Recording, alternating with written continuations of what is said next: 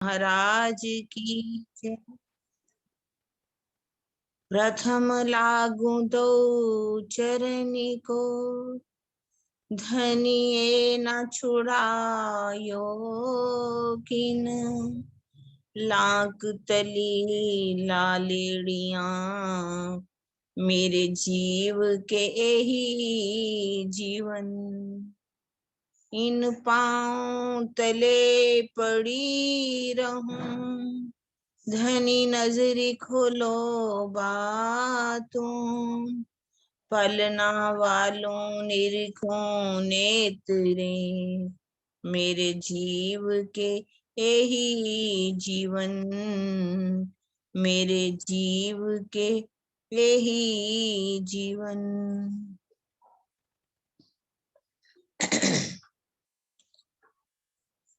जो रूहें अंग अर्श के, तीन चीज न कोई शोभाए। वाहिदत में बिना वाहिदत और न कछु समाए, और न कछु समाए। वस्त्र भूखन हक जात की, सो हक जाते का नूर। कोई चीज अर्श अंग को कर ना सके जहूर। कर ना सके जहूर। वस्त्र भूखन हक जात के। हक की जात में कौन आते हैं? श्यामा जी सखियां। उनके वस्त्र भूषणों की शोभा के बारे में बता रहे हैं। वस्त्र भूखन हक जात के, सो हक जाते का नूर। उनके वस्त्र हो या आभूषण हो, वो क्या है? उनके अंगों का ही नूर है। नूर में सिर्फ रोशनी नहीं आती। यदि कोई कई लोग कह देते हैं कि नूर का अर्थ क्या होता है? रोशनी। नूर का अर्थ रोशनी नहीं है। इसमें तो कितने ही गुण भरे हुए हैं, इसलिए कह रहे हैं उसमें तेज भी है, कांति भी है, शोभा भी है, सौंदर्य भी है, माधुर्यता भी है, कोमलता भी है, आत्मीयता भी है। उसमें सभी गुण हैं। इसलिए उनके अंगों का नूर जो कहा गया है,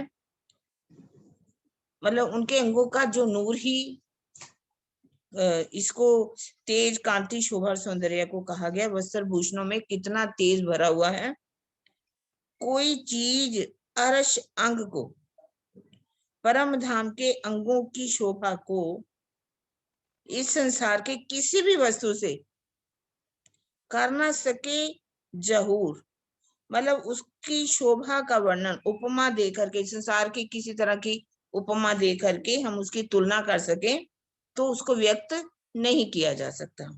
क्योंकि श्यामा जी हैं, सखियां हैं, उनके वस्त्र आभूषणों की जो शोभा है, उनके अंगों की शोभा जो है, उसमें इतना नूर भरा हुआ है कि उसकी तुलना करना चाहें, परम धाम के अंगों की तुलना करना चाहें, हम यहाँ की शोभा लेकर के हम यहाँ की तुलना करें किसी भी उनके अंग के वस्त्रों से, भूषणों की, चाहे किसी तरह से भी, हम नखों की भी शोभा का, एक नख की शोभा का भी वर्णन जहां नहीं कर सकते।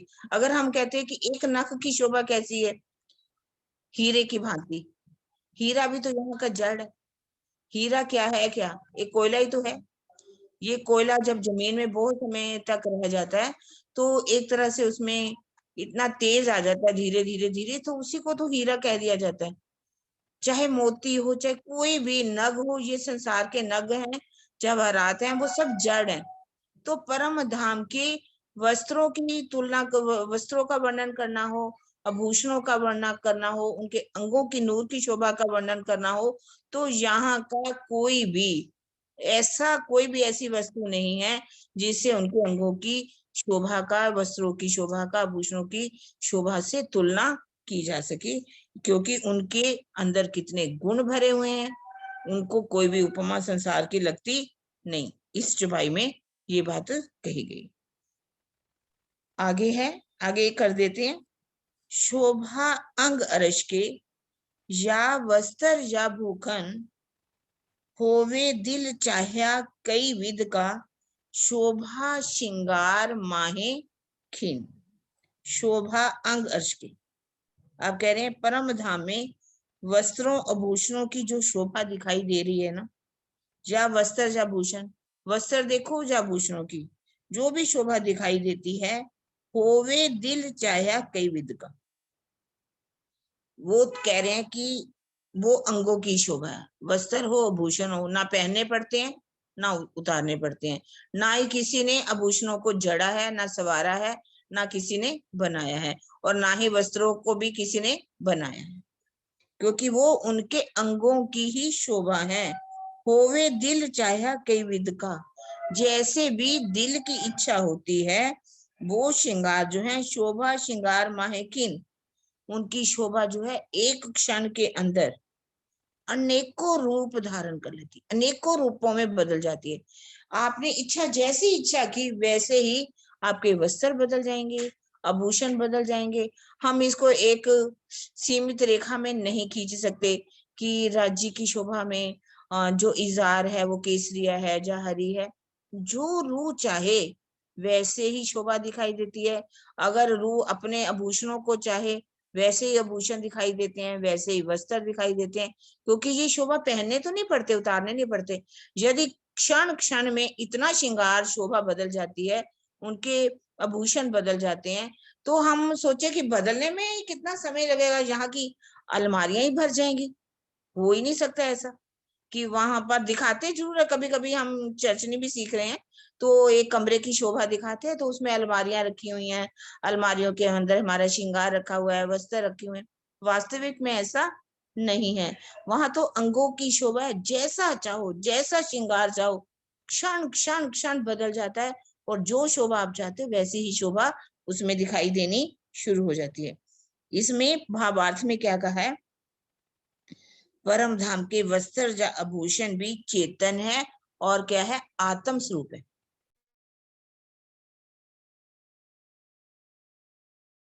दीदी वे भी प्रेम राज्य श्यामा जी और सखियों को रिझाते हैं। कौन? वस्त्र और आभूषण भी क्या करते हैं, रूहों को रिझाते हैं। पल भर में करोड़ों रूप धारण कर लेना उनकी क्या है, स्वाभाविकता है, स्वाभाविक एक गुण है उनका। वो क्या है, करोड़ों रूप धारण कर लेते हैं, जैसा आप चाहो वो रूप धारण कर लेते हैं। मुखवाणी में इन कथनों से उनकी छोटी सी झलक मिलती है। अक्सर अपने श्रीवास्तव जी सिपाही को बहुत बोलते हैं, जिमी जात भी रूह की, रूह जात असमान, जल तेज वाय सब रूह को, रूह जात अर्श सुभान। वहां की जिमी हो, वो भी क्या है, परम धाम की आत्माओं की रूह की जात है। उनको भले जो जमीन है वो भी क्या है, आत्म स्वरूप है, रूह जात आसमान, और जो आसमान है वो भी क्या है, रूह की जात है, वो भी आत्म स्वरूप है।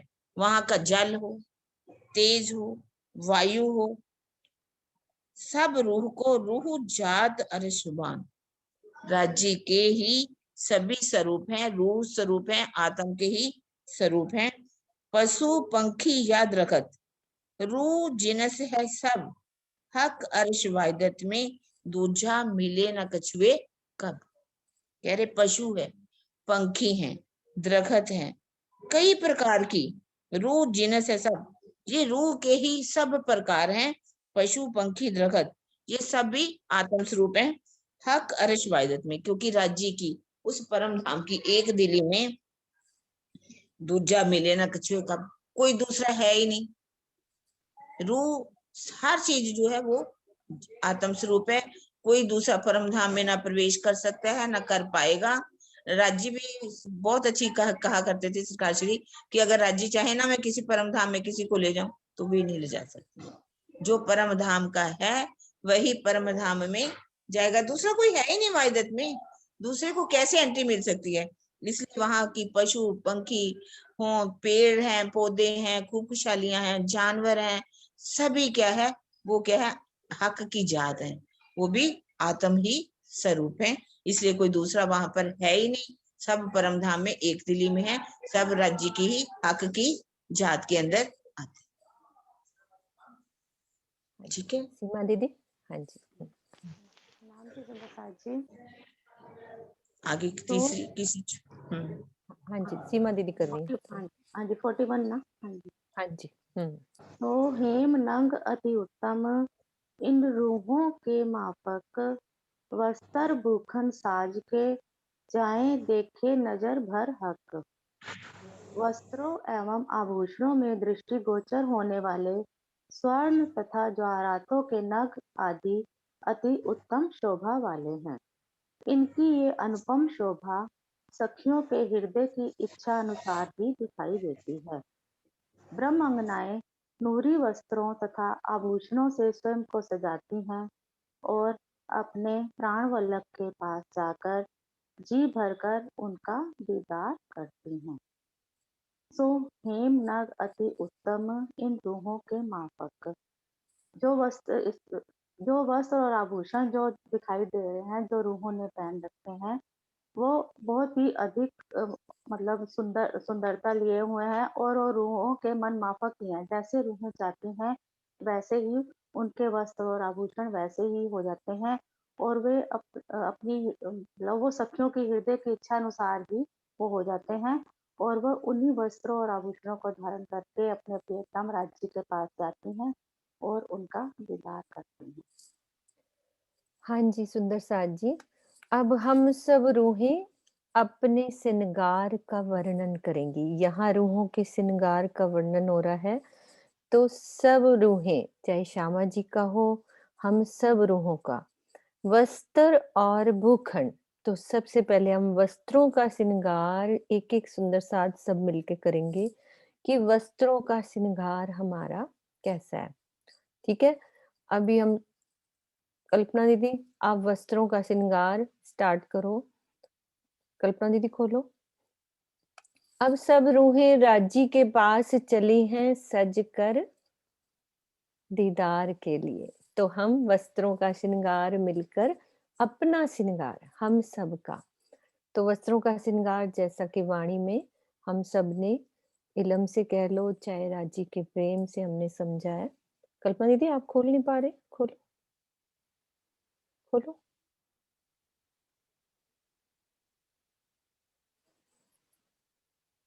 क्यों नहीं खुल रहा आपका? नहीं खुल रहा, कोई बात नहीं, अभी आपको बाद में खोलते हैं। दीपिका आप खोलो, वस्त्रों का श्रृंगार करो। जी प्रणाम जी। प्रणाम जी। दीदी श्यामा जी का तो याद है अपना। कोई बात नहीं, वो श्यामा जी वाला भी हमारा ही है, कोई भी करो। सिंदूरिया रंग चढ़ाव में साड़ी, श्याम रंग चढ़ाव में कंचु की नीली लाई को चरनिया। ये तो वस्त्रों का। आप ऐसे बोलो ना, पहले मैंने नीली लाई को चरनिया पहना, श्याम रंग की कंचु की पहनी, फिर अपनी सिंदूरिया रंग की साड़ी को हमने पहना। सबसे पहले हमने नीली लाई को चरनिया, श्याम रंग की कंचु की, फिर और साड़ी का रंग श्रृंगार। साड़ी पहनी। ठीक है, अब हम करते हैं आभूषणों का श्रृंगार। ठीक है सुशीला दीदी, अभी रुको, एक एक करके सब सुंदर साथ अपना अपना श्रृंगार सजेंगे। सुशीला दीदी अपने चरणों का श्रृंगार खोलो। हाँ जी खुल गया। धीरे धीरे एक एक अंग के आभूषण हमने इसमें डूबना है कि हम श्रृंगार श्यामा जी को चाहे आसमानी मंदिर में करा रही हैं। कौन सी भोम में? तीसरी भोम की पड़साल में आसमानी मंदिर में। अब हम कहाँ श्रृंगार करते हैं आभूषणों का और वस्त्रों का कहाँ से करके आए दीपिका? हम पांचवी भोम में। रंग पर वाली मंदिरों में, अपने अपने मंदिरों में। चलो चरणों के आभूषणों का श्रृंगार सजते हैं हम। श्यामा जी का करवाना पर चरणों का। हाँ जी हमारा। हाँ जी वो श्यामा जी वाला ही है, वही बता दीजिए। हाँ जी वही। पहले मैंने अपने पैरों में झांझरी डाली, घुंघरी डाल, झांझरी घुंघरी काम्बी डाली, कड़ला डाला, बारी बारी एक एक करके डाला। उसके बाद अपने पैरों की उंगलियों में अनवट डाला और बिछुआ डाला। उनमें से अलग अलग तरह की झनकार जब चलते हैं, मैं चलती हूँ, मेरे साथ सब सुंदर साथ चलते हैं, तो उनमें से बड़ी सुंदर मधुर आवाज आ रही है। बिल्कुल। हाँ जी, प्रणाम विजय जी। दीदी प्रणाम जी। चरणों के बाद आ जाओ। दीदी अभी किसी और से पूछो, अभी कोई बात आती हूँ। नहीं। हाँ, कोई बात नहीं, आप आ जाओ, हम हाँ, आपका इंतज़ार कर रहे हैं, एक श्रृंगार आपने कराना है, ठीक है? हाँ जी, हाँ। अमिता दीदी, आप भी श्रृंगार सजो। किस पैर का, चरण का चरणों कि का हो गया ना? चरणों से ऊपर चलो, हस्त कमल पे आ जाएँ हम। हाँ, हस्तकमल में, हस्तकमल में 9 घड़ी, हाथों में 9 चूड़ और कंकनी, पहुंची और अंगूठों में आरसी की अंगूठी हमने पहनी है। 9 चूड़ जो है वो 9 रंग की चूड़ियां है और कंकनी है जो अंदर से बसती भी है और हाथ में बाजूबंद के अंदर में जो फुम्मक लटके हुए हैं वो बहुत सुंदर दिख रहे हैं। उसकी शोभा बहुत ही ज्यादा सुंदर है। जब श्यामा माड़ी हाथ ऊपर नीचे करती है तो उसके अंदर से आवाज आती है। और तो कुछ याद नहीं आ रहा है हाँ जी, दीदी। हाँ, कोई बात नहीं, धीरे-धीरे सब श्रृंगार। हाँ जी, अब ये आप गले का श्रृंगार मम्मी, आप अपने राज्य के हृदय कमल पर जो हार आए हैं, श्यामा जी के यानी कि हमारे हारों का वर्णन करते हैं हम। बोलो, हाँ हारों का। जी, हाँ जी, हाँ जी। करूँ दीदी? श्यामा जी का बहुत सुंदर गलों में 7 हारों का वर्णन है, बहुत दिखाई सुंदर दे रखा है। गले में पहले तो 7 हारों में एक वो दुगदुगी उसमें सब में लगी हुई है, जिसमें नहीं, ये कंठ से। दुगदुगी के साथ पहले नीचे हार 7 बोलो। हाँ, 7 हार कौन-कौन से हैं? 7 हार, हार 7 कौन से हैं? कोई बात नहीं, और कोई सुंदर साथ आप अभी सुनना हाँ, आपके साथ में। विजय दीदी, नहीं, आप बोलो। बोल। हाँ। श्यामा जी के गले अच्छा में मैं बोलूं बहन और जी? 7 हारों हाँ, का हाँ, वर्णन 1 मिनट विजय दीदी, माने श्रीनिवास जी बोलना चाह रहे हैं। विजय दीदी, 1 मिनट। नहीं, हाँ हाँ हम छीन लेते हैं ना, तापे छीन ले चली दूसरी, तो हाँ, उन्होंने कटोरी छीन ली है, तो हम श्रीनिवास जी कटोरी छीन रहे हैं हमारी, तो प्रणाम। श्रीनिवास जी बोलेंगे। कोई बात नहीं। हाँ नहीं, दीदी 7 हार जो हैं हमारे गले में आए हैं। हुँ, जो पहला प्रथम हार है वो कंठसरी का है, जो गले के अंदर आया है। और दूसरा हार जो है हीरा, माणिक, हीरा, हाँ, मोती, माणिक मोती, लसनिया और नीलवी, ये 5 हार जो हैं मध्य में आए हैं वक्षस्थल पर। और जो नीचे का सबसे नीचे आया है बड़ा हार जिसको कहते हैं, वो चीड़ के फल की आकृति वाले सुंदर नगों का हार आया है, जो जलजलाहट कर रहा है। तो ये 7 हार हमारे सभी सुंदर साथ के हेड़े पर आए हैं। श्रीनिवास जी थोड़ा प्रणाम जी। धीरे-धीरे सब सुंदर साथ के दिल में बस जाए कि पहले हमारा कंठ सरी का हार, फिर धीरे-धीरे बोलो आगे कौन-सा हार आया है? पहला हार कंठसरी का हार है, हुँ। तो ये कंठ से लगा हुआ होता है, तो देखो, इसलिए जब इसे मैं हार डालती हूँ, तो सबसे पहले ऊपर वाला हार डालूँगी ना, कंठसरी का, फिर नेक्स्ट हार डालेंगे, तो या फिर पहले लंबे वाला हार डाल लो कि सबसे नीचे वाला पहले डल जाए, तो वो भी डाल सकते हैं। तो ये तो अपनी-अपनी शोभा है।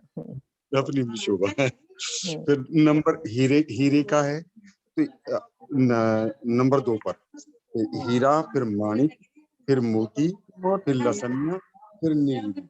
ऐसा वाणी में यही क्रम दिया है। और हाँ। सब इनमें सब में जो है दुगदुगी आई है, जो सभी के अंदर जो है ये 7 रंग के जो नग हैं उनकी शोभा इनके अंदर है, दुगदुगियों के अंदर।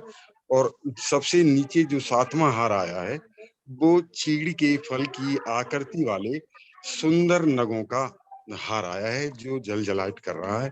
उसका तेज जो है उनके हेड़े कमल पर जो है वो बहुत मनमोहक है।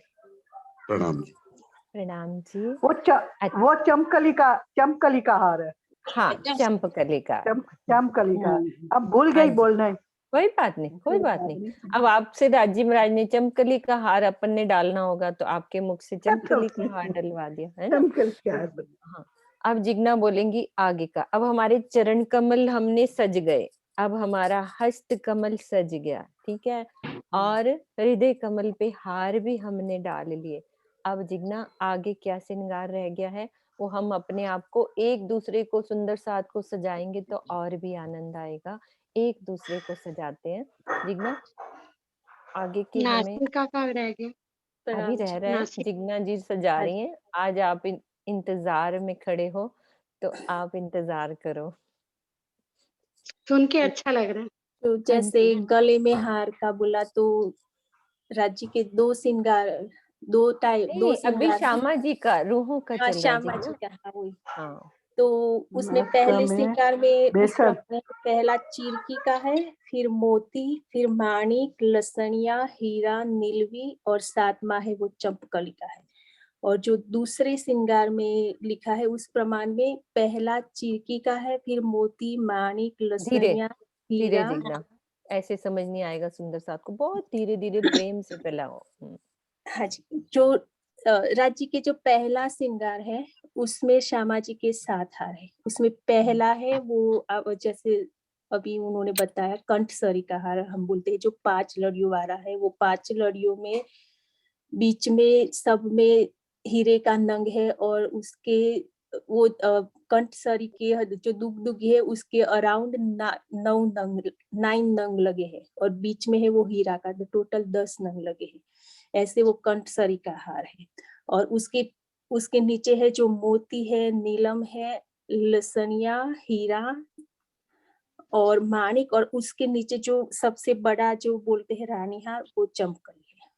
और उसके दूसरे श्रृंगार में वो थोड़ा अलग हो जाता है दूसरे श्रृंगार के प्रमाण में कि जो पहला हार है वो चिड़की का आ जाता है। जो कंठसरी का है उसकी जगह उनमें चिड़की का है। और जो 7वां हार है, देखो सुंदर साथ जी कितनी गहरी बात जिग्ना ने हमें बताई कि पहले श्रृंगार में हम कंठसरी का हार डाल रहे हैं जिसमें 5 लड़ियां है ना जिग्ना, वो ठीक है। और दूसरे श्रृंगार में जो वाणी में वर्णन आया है वो है चीड़ का हार, है ना जिग्ना, ये कह रहे हो? हाँ जी, आगे वो चीड़ का हार है, वो पहला हार है। और उसमें 6ठा हार जो चंपकली का हार है वो निकल के वो 7वां हार वो चंपकली का हो जाता है। तो ऐसे वो हार की शोभा है। और 7 अब रही नाक में, तो श्यामा जी के नासिका में बेसन है जिसको हम मुरली बोलते हैं, जैसे मुरली की जैसी शोभा है। उसमें मोती लटक रहा है और उसमें मोती के नीचे वो नीलम जड़े हैं। तो ऐसे ऐसे नासिका की शोभा है। और रही नेत्रों, तो श्यामा जी की नेत्रों ऐसे प्रेम से भरे हुए उनके नेत्र है कि जो हमेशा राज्य को ही अपने इश्क से देखती ही रहती है। उसके नेत्रों में नुकीले नेत्रे, तिरछे नेत्रे से, आधे घूंघट से वो हमेशा राज्य को ही देखती रहती है। और उनका कपाल तो सफेदी में लालिमा लिए हुए उनका मुखार विंद है, उसमें सुंदर नासिका हो गई, उसका गालों की सुंदर शोभा हो गई, उसके लालिमा से भरपूर ऐसे श्यामा जी के होठ की शोभा हो गई। उसका अब आगे का वर्णन राजबाला दीदी करेंगी। मस्तक का वर्णन क्या करा है, शीश कमल और मस्तक की शोभा। राजबाला दीदी आप हम सबको सजाओ, क्या पहना हुआ है हमारे? बाकी तो जिग्ना जी ने बहुत कुछ बता दिया। अभी रह गया है, हमने यहाँ क्या पहना है अभी तो रह गया है। नासिका का जो है सुंदर साथ जी सब चाचा सखिया श्रृंगार कर रहे श्री श्यामा जी के पास से आवे। श्यामा जी के पास आकर सुंदर साथ जी नासिका में बेसुर, जिसको गुलाब कहते हैं, पहनाते हैं। बेसुर का जो लाल रंग का जो मोती है उसमें इतनी लालिमा फैला देता है कि उससे और भी लाल रंग हो जाता है श्यामा जी महारानी का। श्यामा जी महारानी के जो है कानों में पानरी शोभायमान है, जिसमें बड़े सुंदर नग जड़े हुए हैं और मोती लटक रहे हैं, बहुत ही सुंदर शोभायमान हो रहे हैं।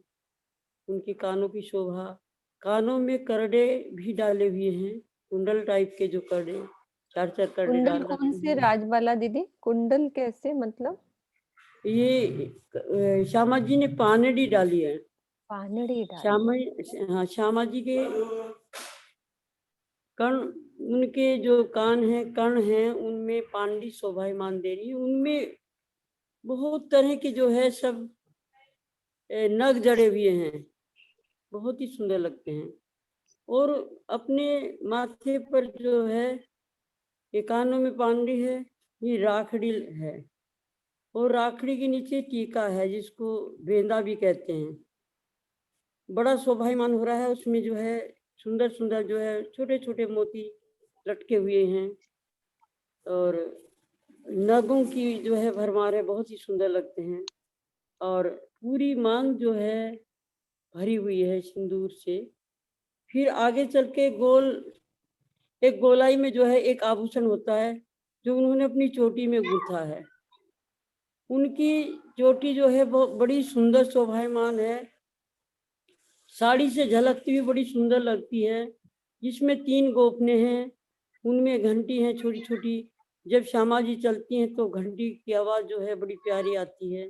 श्यामा जी वैसे ही सखियों की भी होती है, और श्यामा जी की चोटी इतनी सुंदर गुथी है कि गोफने अलग अलग जो हैं बड़े शोभायमान हो रहे हैं। श्यामा जी ने जो है बिंदी भी लगाई है, और बिंदी में भी जो है सुंदर जो है चंद्रमा की तरह किरणें निकल रही हैं। और जो है उन्होंने जैसे बेसुर पहना है तो नथ भी पहन रखी है, बहुत ही सुंदर नथ हैं। नथ में छोटे छोटे मोती लटक रहे हैं, जो इसमें हर सभी रंग जो है दीप्यमान हो रहे हैं, बहुत सुंदर दिखाई दे रहे हैं। श्यामा जी का हाँ जी, मुखमंडल हाँ जी राजबाला आभूषणों दीदी। से बहुत ही सुंदर है। अब और सुंदर साथ पीछे ना रह जाए, जी अभी जी शीश कमल का रह गया है थोड़ा सा, जो उन्होंने छोड़ा है। शीश कमल पर क्या रह गया है, एक सुंदर साथ बोलेंगे, रेज हैंड करेंगे, क्या रहा है? क्या रह गया? हाँ जी ज्योति दीदी, क्या रह गया? शोर कहाँ से आ रहा है? वो स्वर्ण पट्टिका लगाती। प्रणाम जी दीदी। हाँ जी प्रणाम जी। हाँ जी, वो स्वर्ण पट्टिका लगाती है ना, 5 पट्टे की स्वर्ण पट्टिका, बिंदी। सुनीता दीदी? और एक मांग में टीका लगाती है, उसके नीचे एक और गोल, उसको क्या बोलते हैं कोई बात नहीं, सुनीता दीदी वर्णन करेंगी कि किस तरह से वर्णन हाँ आया जी, है। अच्छे से एक चीज एक को। तो स्वर्ण पट्टिका होती है जिसमें 3 सरे हैं, 3 3 लड़ियां सरे। होती हैं। हाँ 3 सरे होती हैं, और वो पूरी ऐसे मांग के जैसे बीच में। और एक मांग टीका होता है जिसको चाहे बेंदा भी कह सकते हैं। और पानड़ी की भी शोभा है यहाँ पर। और पानड़ी। पीछे राखड़ी की शोभा है, जिसमें श्यामा जी का पल्लू जैसे वो अटकाते हैं वहां पे राखड़ी। और राखड़ी के अंदर जो मानिक का नग लगा हुआ है, उसकी शोभा तो अपरंपार ही है। मतलब इतना तेज है, इतनी किरणें निकलती हैं उसमें से। जैसे राजी ने पाग पहनी हुई है तो उसके अंदर जो मानिक का नग लगा है, और श्यामा जी की राखड़ी में जो मानिक का नग लगा है, तो दोनों के अंदर से इतनी किरणें निकलती हैं। और जो श्यामा जी ने 5 सरे वाला जो कंठसरी पहनी है ना, उसके अंदर भी इतने नग लगे हुए हैं, इतने नग लगे हुए हैं कि हर नग में, हर मोती में रूहें अपना अक्ष देखती हैं। हर जो इतनी सारी 5 सरे उन्होंने यहाँ पर पहनी है, तो रूह अपने अक्ष मतलब 12,000 रूहें कहते हैं ना, उन्हीं के अंदर समाई हुई है। तो वो जो कंठसरी है उसके अंदर हर रूह बैठी हुई है, हर रूह का अक्ष उस कंठसरी के हर मोती में दिखाई देता है। और रूहों ने जो यहाँ पे बेंदा पहना हुआ है ना, रूहों के श्रृंगार में आता है। तो ऊपर जो मोर होते हैं ना, मोर के जो चोंच होती है, वो 2 चोंच ऐसे लगी हुई है, जिसका एक का मुख इधर है और एक का मुख इधर है, जो बीच में बेंदा पहना हुआ है ये मांगटी का। स्पेशल श्रृंगार है। हाँ रूहों के श्रृंगार में एक विशेष शोभा बताई है कि यहाँ पे मोर की शोभा बेंदे और में। 4 हार बताए जाते हैं रूहों की शोभा में। एक तो कंठसरी आ ही जाता है, और फिर हीरा, माणिक और मोती और कंचन रंग का।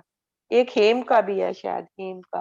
हेम, तो 4 हार बताते हैं, हम्म, हीरा, माणिक, कंचन और हेम, ऐसे करके। कंचन बाकी और हीरा, हेम, कंचन, माणिक और मोती, हाँ वो रूह का। दोबारा 4 हार बोलिए बताए जिग्ना। जाते हैं।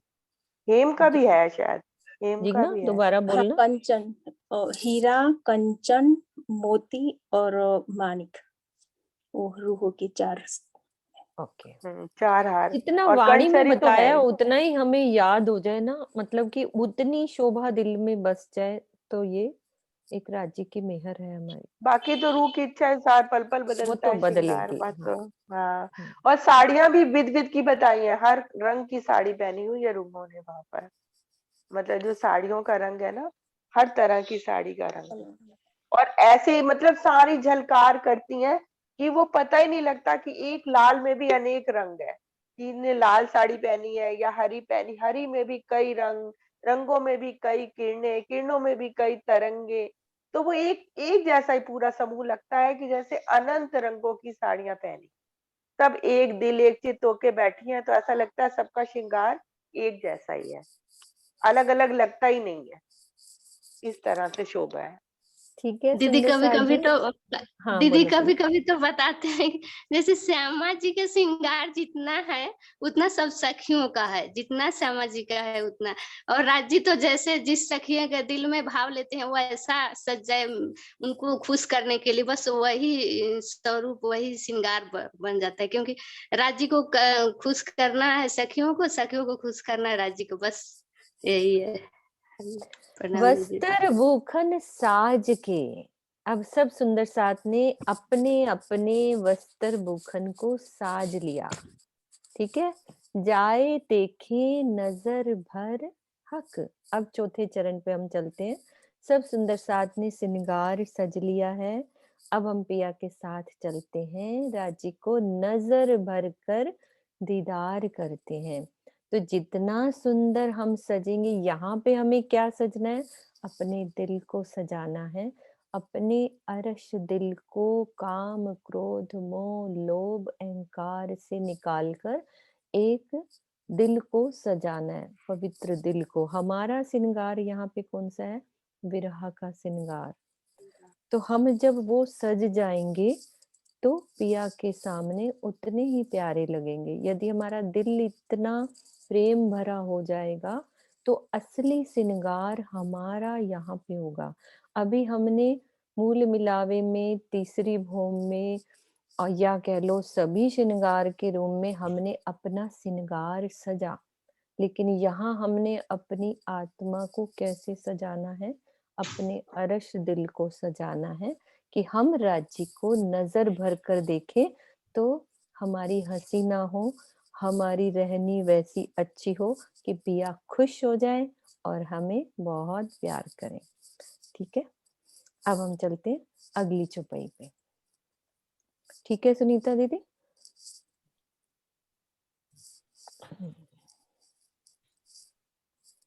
अच्छा, आपने लॉक कर लिया, कोई बात नहीं, मैं सबको खोल देती हूँ। जिस जिसका नाम बोलेंगे साथ साथ करते जाएंगे और उसके बाद म्यूट करते जाएंगे, फिर सबकी आवाजें ना आए। मोनिका आप खोलो नेक्स्ट चौपाई। नाम जी। एक शोभा सब साज के रूहें ले बैठी अपना नूर, सो आगो हक बड़ी रूह नूर के, एक क्यों कर करूं मजबूर। सब सिंगार सजा कर ये सखियां अपनी शोभा के साथ बैठी हैं और आगे श्री राज जी, श्री श्यामा जी सुंदर शोभायमान है। उनकी हकीकत कैसे वर्णन करें? जैसे कि अब सब हम सखियों ने श्रृंगार सज लिया, वस्त्र भूषण का, आभूषणों का। अब हम सब मिलकर अपने राजी और अपने श्यामा जी, जो जिनका श्रृंगार बहुत ही सुंदर और दिल को लुभाने वाला है, उनके पास जाते हैं। श्री राज जी, श्यामा जी का श्रृंगार बहुत ही सुंदर शोभायमान है। उनकी हकीकत का मैं कैसे वर्णन करूं? उनके आभूषण, जो उन्होंने गले में हार पहने हैं, जो उनके नासिका में बेसुर है, जो उनके नीलाट पे आभूषण शोभायमान है, उनके वस्त्रों का, आभूषणों का कैसे वर्णन करूं? हकीकत में वो बयान नहीं किया जा सकता। प्रणाम जी। प्रणाम जी। हाँ जी आशी। हाँ जी बोलो। प्रणाम जी। एक मिनट दीदी, मेरे पास ना एक पता नहीं राज्य में ये रखा हुआ है, शायद दिख हाँ रहा हो सबको। हाँ 1 मिनट देखती हूँ मैं। सब सुंदर साथ 1 मिनट वो जो दिखा रही हैं वो सब। हाँ ये देखो कितना सुंदर। थोड़ा और इधर करना, अपना राइट हैंड इधर करो, थोड़ा सा इधर। नो इधर, इधर आपके चेहरे के बिल्कुल बीच में रख दो, एकदम सेंटर में ले आओ। हाँ ऐसे। थोड़ा सा लाइट है। हाँ कोई बात नहीं, नजर आ रहा है। ये वाला देखो, ये वाला थोड़ा डार्क है। कितना प्यारा लग रहा है। आधे घूंघट में। नरेश जी को कहना एक अच्छी सी पिक खींच के ना मेरे को व्हाट्सएप करेंगे, फिर मैं उसको सेव करके जूम करके दिखाऊंगी, है ना। बहुत प्यारी पिक्चर है, बहुत अच्छी, बहुत सुंदर लग रही है। चलो आशिमा आप नेक्स्ट पढ़ लो। अंगूठे में जो आरसी लगी हुई है ना, हाँ जी दीदी। उस आरसी में से आप कैमरा तो बंद मत किया करो, आपके दीदार बिना हमें अच्छा नहीं लगता। मेरे को ध्यान ही नहीं, मैं बंद कर दिया। कोई आ जाता है तो बंद कर देती हूँ। कोई बात नहीं। हाँ अब मतलब खोल लो। कि श्यामा जी आरसी है ना जो पहन रखी है दाएं हाथ में, आरसी अंगूठे की आरसी का वर्णन नहीं हुआ, तो आधा घूंघट निकाल करके बड़ी लज्जा लिए हुए श्यामा जी तिरछी नजर करके राज जी को उस आरसी में से, दर्पण में से निहारती हैं। ये वही सीन जो है आंखों के सामने, लज्जा लिए हुए, लज्जा को छोड़ती नहीं है। इतना सुंदर चौपाई श्रृंगार ग्रंथ पढ़ो, उसमें बहुत सुंदर वर्णन किया है। आधा घूंघट लिए हुए तिरछी चितवन से आरसी में से श्यामा जी राज जी को बड़े ही प्यार से निहारती है। वही सीन दिखाई दे रहा है। बहुत प्यारी पिक्चर है वो। अभी इसको जरा ढंग से पिक्चर आएगी ना, फिर मैं जूम करके ढंग से दिखाऊंगी। और बहुत सुंदर पिक्चर है ये, जैसा उसमें दिख रहा है ना। नरेश जी को कहना, या आप भी जैसे भी है मुझे भेजना। ठीक है दीदी। कोई आ जाएगा तब आप बंद करना कैमरा, क्योंकि आपके बिना आनंद थोड़ा चौपाई का पूरा से शिक तक प्रेम नजर से सब सिंगार निहार लिया, आशिक और माशूक के दिल में प्रेम का एक संचार हुआ, अर्श मिला वाले चले सब अपने संग, कैमरा ऑन करो। संग श्यामा रानी। राम जी। अर्श मिला वाले अपनी संग श्यामा रानी, आगू रामधनी ने आगू होकर कर ली उनकी अगवानी, अर्श मिला वाले कई रंग की झलकारें उठती, क्या वस्त्र क्या भूखन है, कोटि पना के सूरज ढांपे ऐसी नूर की झलहल है, सुंदर स्वरूप की सुंदरता को कोई उपमा दे न सके। जो अंग नूर जमाल के हो, फिर उनके जमाल की कौन कहे। श्यामा जी अपनी सखियों संग प्यू की ओर चली आती। चरण कमल से धीरे धीरे कोमलता से कदम रखती। उड़ जाए तुरंत दे सुपन की, देख ले जो छब नूरानी। प्रणाम जी। नीलम दीदी, प्रणाम इतनी जी। लाइन एक एक सब सुंदर साथ जी, एक एक लाइन में बहुत प्यारी है। नीलम दीदी आप बहुत जल्दी बोल रहे हो, इतना रस है एक एक लाइन में, एक एक लाइन में आप रिझा सकते हो। इतना प्यारा मैंने सुना है आपका ये भजन, 2 लाइनें भी बोल रहे हो ना, इतना भरा हुआ है ना उसके अंदर, धीरे धीरे कितना आनंद है। मैं भी, हम सुनेंगे लास्ट में इसको, आप धीरे धीरे बोलना रिझा के। बहुत प्यारा भजन है ये वाला, एक एक मेरे को चीज तो ये लगा कि मैं क्यों बोल रही हूँ बीच में, नहीं, लेकिन मेरे से ये रहा कभी नहीं मत गया। सोचो नीलम दीदी, ये ये मेरे अपन से रहा सहूर नहीं कर गया। रहे हैं, ये हम सहूर कर रहे हैं, यहाँ हर कोई बोल सकता है, पूरा कल से मिल जब से के। श्यामा जी का श्रृंगार शुरू हुआ है ना, कल शाम से, तब से मेरे मन में था मैं ये वाली लाइन सुना दूं आपको। नहीं, पूरा सुनेंगे लेकिन धीरे धीरे, भगाना नहीं हमें, कोई चुपई चाहे एक ही चुपई में डूब जाए हमें, ये थोड़ी ना हमने कोई पूरा थोड़ी ना करना है कि एक एक रस लेना है ना एक एक चीज का। जितना चाहे एक चरण में ही डूब जाए, तो चरण में पूरा डूब जाए, वो चरण भी पूरा स्वरूप सा भी है, पूरा डूबेंगे भजन में। एक एक चीज को आप अच्छे से लिख के रखो, पूरा सुनाना आपने, बहुत प्यारा है भजन। प्रणाम जी। प्रणाम जी। हाँ जी आशिमा, आप लोग। हाँ जी दीदी। तखत रूहों बीच चांदनी, बैठे बड़ी रूह खावंद।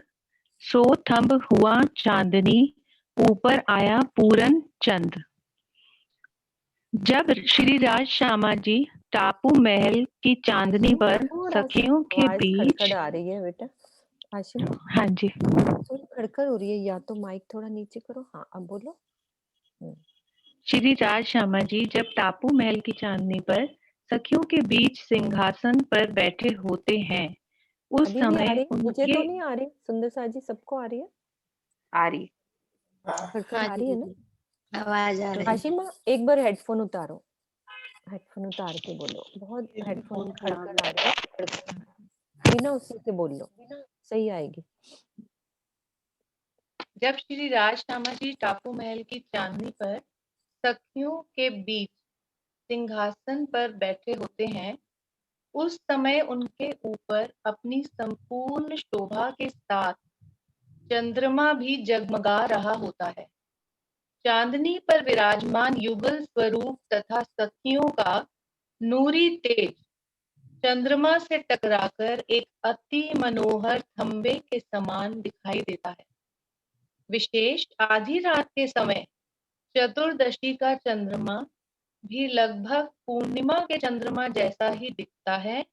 इसलिए इस चौपाई के चौथे चरण में पूरन चंद शब्द का प्रयोग किया गया है। सुंदर साथ जी, इसका अर्थ ये है, जैसे तखत रूहों बीच चांदनी, जब टापू महल की चांदनी पर बीच में तखत पर राज श्यामा जी विराजमान होते हैं, तो उनके साथ उनकी रूहें भी होती हैं, और रूहें जो हैं, सखियां जो हैं, वो उन्हें घेर कर बैठ जाती हैं। तो सिंहासन बीच में लगा हुआ है और आसपास सखियां बैठी हैं। उस समय उनके ऊपर संपूर्ण शोभा के साथ चंद्रमा जगमगा रहा है, जिसे हम बोलते हैं चांदनी की रात को हमने पूरन चंद बोल दिया इसमें, क्योंकि वो 14वीं का चंद्रमा है, चतुर्दशी का चंद्रमा है, तो वो भी लगभग पूरा ही चांद हुआ। तो पूर्णिमा के चंद्रमा के समान ही वो चांद होता है, जो चतुर्दशी का चंद्रमा होता है, यानी कि 14वीं के दिन हम वहां जाते हैं, तो इसको भी पूरन चंद कह दिया। तो थम हुआ चांदनी, ऊपर आया पूरन चंद। तो इसका अर्थ ये है कि जैसे राज जी का जो नूर है, जो उनका जो नूर है और जो चंद्रमा का नूर है, वो आपस में मिल जाते हैं और एक थम के समान नजर आते हैं। तो जब सखियां उनका दीदार करती हैं अपने रूप, अपने हक का, तो उन्हें ऐसा लगता है कि वो जो राज जी के पीछे जो उनका तेज है और जो चंद्रमा का तेज है, वो एक थम के रूप में शोभायमान होता है। इसलिए इन्हें बोला है, सो थम हुआ चांदनी, ऊपर आया पूरा चंद्र, और चंद्रमा उनके बिल्कुल समीप आ जाता है और ऐसे लगता है कि चंद्रमा और उनका जो नूर है वो आपस में मिल गए हैं, एक मेल हो गए हैं और एक थंब के भांति नजर आ। प्रणाम।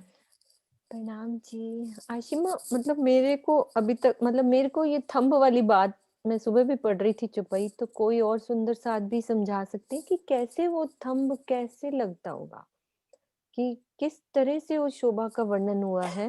चाहे किरण दीदी समझाएं। सो थंब हुआ चांदनी, थंब कैसे, मतलब सुनीता दीदी कैसे होगा ये? मतलब कि मेरे दिल में अभी ये बात समझ में नहीं आई, ये वाला चरण। सो थंब हुआ चांदनी, है ना? ये कैसे होगा, मतलब किरण दीदी? हाँ जी, हाँ जी। मतलब ऐसे ये चरण जुगल स्वरूप की शोभा है, उसमें से भी तेज निकल रहा है, और ऊपर से चंद्रमा है, उसमें से भी तेज निकल रहा है। दोनों तेज टकरा रहे, तो ऐसा लगता है कि एक तंबे के समान शोभा दिखाई दे रही है। अच्छा, टकरा करके नूर मतलब नूर निकल रहा है थंब में से भी, और सखियों के आभूषण, राज्य श्यामा जी के भूषण, उधर चंद्रमा अपनी चांदनी बिखेर है, वो उसमें से चांदनी दोनों टकरा रहे हैं, ऐसा ही लिखा हुआ है। टकराते हैं एक दूसरे में, तो एक थंबे के समान शोभा देती है।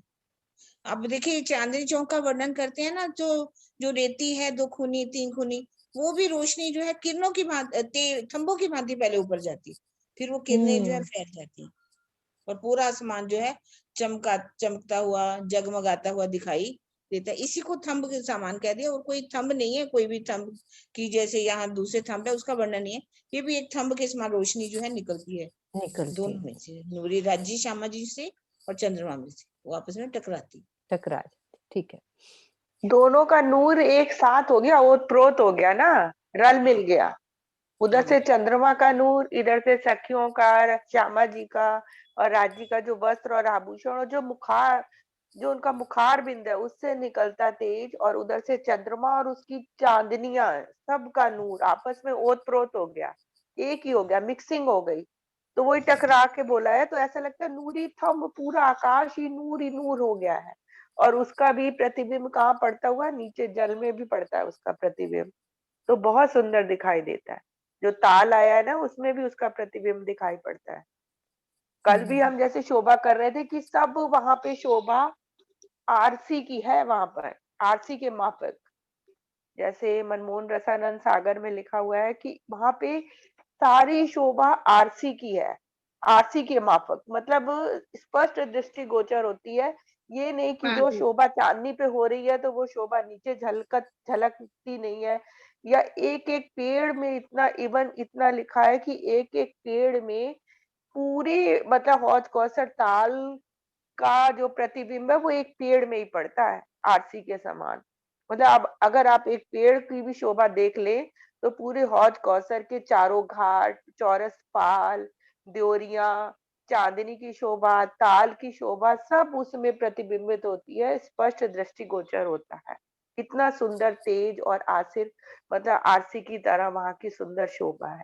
तो ऐसा नहीं है कि जो चांदनी में शोभा हो रही है तो वो ताल में नहीं दिखाई देगी, तो नूर ही नूर है। 128 रंग की, मतलब रंग प्रतिबिंबित होते हैं वैसे वाणी के हिसाब से तो, लेकिन वो कहते हैं 128 में भी अनंत ही रंग है, अनंत ही नूर है, अनंत ही प्रकाश है, और सारी शोभा सब जगह प्रतिबिंबित होती है। ऐसा सुंदर वर्णन उसमें करा गया। आ जाओ विजय दीदी, राजी बुला रहे हैं, एक चौपाई लास्ट आप करो। प्रणाम जी। चेती फिरती चांदनी, भरियो नूर उद्योत, ले सामी चंद रोशनी, भयो थंब एक जोत। फिर थंब आ गया ना। हाँ, चेती फिरती चांदनी, आप कह रहे हैं चांदनी के ऊपर सर्वत्र प्रकाश ही प्रकाश, चांदनी रोशनी रोशनी दिखाई दे रही है। भरियो नूर उद्योत, क्योंकि वहां चांदनी पर जो है तेज ही तेज दिखाई दे रहा है। ले सामी चंद रोशनी, भयो थंब एक ज्योत, यहाँ वही थंबों का वर्णन बता दिया, जैसा भी दीदी ने बताया कि वहां रूहों का और राज्य और सखियों का जो तेज है और आकाश का जो तेज आ रहा है, वो आपस में इतना उनकी रोशनी एक थंब के समान, थंब है नहीं पर उसकी रोशनी आपस में टकराती हुई दिखाई देती। प्रणाम। हाँ जी नरेश जी, ये भी आप किरण कुछ दीदी ने कह रहे हो? क्लियर कर ही दिया था। हाँ हाँ नरेश हाँ जी कुछ कहना चाह रहे हैं तो आप कह सकते हो। नरेश जी आप गाड़ी चला रहे हो, कह सकते हो। आ रही मेरी? हाँ जी आ रही है, आप बोलो। आवाज आ रही मेरी? आ रही है नरेश जी। हाँ, नहीं मेरे को तो खैर वो तो बहुत अच्छे से समझा दिया सुनीता दीदी ने और किरण दीदी ने। श्रृंगार को सुन के मेरे दिल में दो लाइनें आ रही थी। बोलो।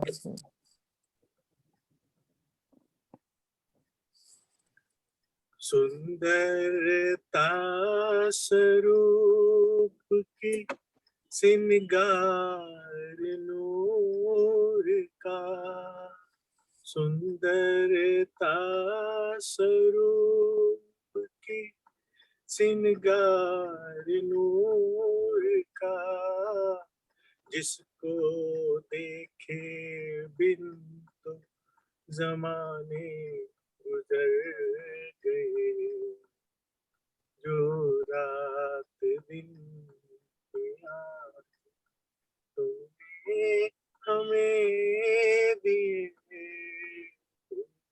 सुख हर्ष अजीम के अपने कहाँ गए, जो रात दिन याद तुमने हमें दिए, सुख। प्रणाम। प्रणाम जी। कोई बात नहीं। अच्छा सुंदर, राजीव बहुत रानी सुंदर, बहुत बहुत सुंदर। आपने गाड़ी चलाते चलाते इतना लाड कर दिया। बीना दीदी आपने चुपई लेनी है, एक चुपई ले लो। अभी हमारे पास 6 मिनट है, 5 मिनट में हो जाएगी। प्रणाम जी। प्रणाम जी। जंग करे जोत थंब की, नहीं अर्श कौन जोत सो सी? आए। एक सेकेंड। 45 दीदी आप बोलो, इन 45 नूर थंब की रोशनी। इन नूर थंब की रोशनी पड़ी ताल पर जाए, जल थंब कियो आसमान लो, घेरियो चंद गिरदवाए।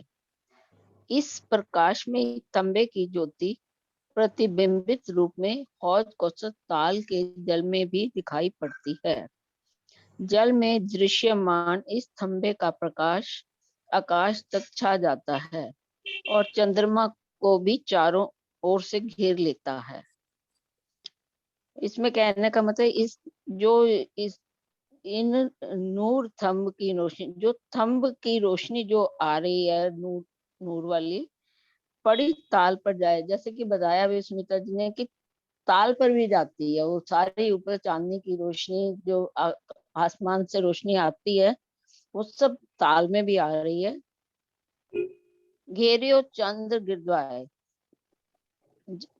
इसका नहीं समझ आया। घेरियो चंद्र दीदी अब ना थोड़ी सी दिल में शोभा बसी है। ये थंब की चौपाई देखो, 3 चौपाइयां एक हमारे को आगे भी है, लगातार आगे भी है, आगे अभी भी आगे भी है। हाँ। इस थंब को देखो, जैसे श्यामा जी सज के तैयार हो गए।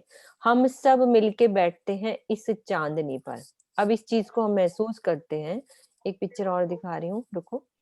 दिल में जैसी शोभा बसी है, मिलके सहूर करते हैं।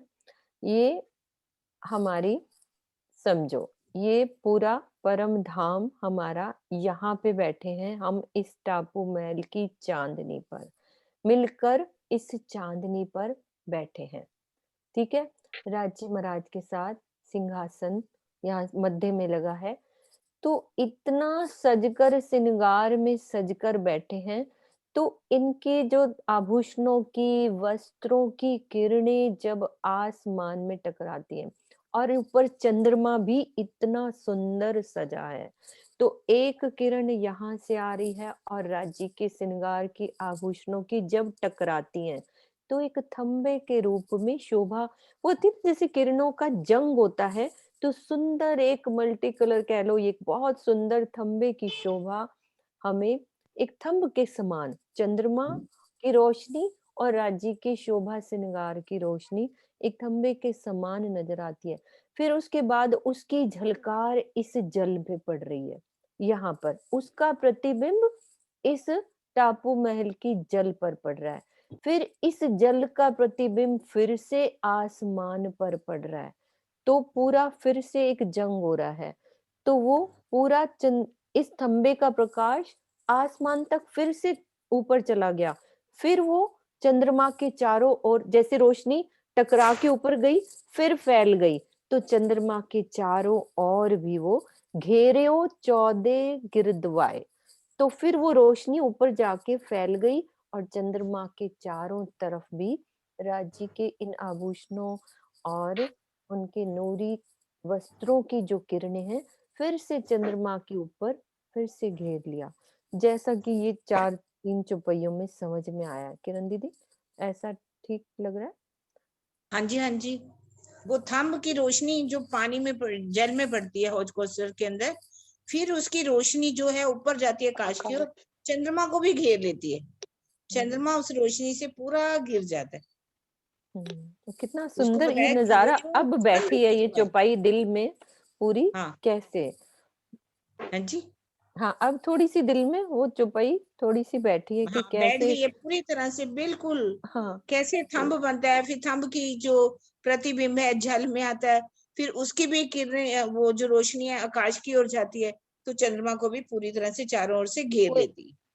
वो फैल रिफ्लेक्शन गई में ना, जाती है ना ऊपर तक सारे। गई, हाँ, फिर फैल से गई। आसमान में फैल गई, चंद्रमा के फैल चारों गई। तरफ पूरा फैल गया। तो ये मीनू जी यदि वो नहीं आता इसमें, नूर नूर सो जंग करे मानो उद्योग शीतल कोट सो। कोटेश्वर, हाँ, नूर नूर। वही साहब बोल रही हूँ। हाँ जी। ये सब चितवन की चौपाइयां हैं सुंदर साथ जी, चितवन मतलब में ये गई चीजें हुई हम है। महसूस करेंगे ना, हाँ। जो पढ़ा है अब उसको आंख बंद करके राज्य महाराज दिखाएंगे। ये तो एक वाणी भी हमारी राज्य महाराज हमें जो सहूर करवा रहे हैं, इतना लाड दे रहे हैं। तो इसी चीज को चितवन में हौज कौसर की चितवन, हौज कौसर में जब डूबेंगे, उसकी चितवन में डूबेंगे, तो ये राज्य का अपना लाड है। अब आगे अब एक स्टेप आगे चितवन का है। हम चर्चनी भी कर रहे हैं, वाणी मंथन से भी समझ में आ रहा है। तो चितवन में अब डूबना है हर तरह से। ठीक है स्वर्णा दीदी, आप चौपाई दोहराओ ये वाली। टाइम हो गया ना, चौपाई नाम दोहरा जी सुंदर साथ जी। नाम जी। इन नूर थंब की रोशनी पड़ी ताल पर जाए, जल थंब कियो आसमान लो, घेरियो चंद गिरदवाए, घेरियो चंद गिरदवाए। 14 गिरदवाए, घेरियो 14 चंद गिरदवाए। बोलो श्री प्राणनाथ प्यारे की प्राणनाथ प्यारे की जय। जय, सद्गुरु महाराज की जय, सर्व सुंदर साथ धाम की की जय, जय, अन्ना सर्व धाम सुंदर हाँ, साथ साथ की जय। की जय। जय। राम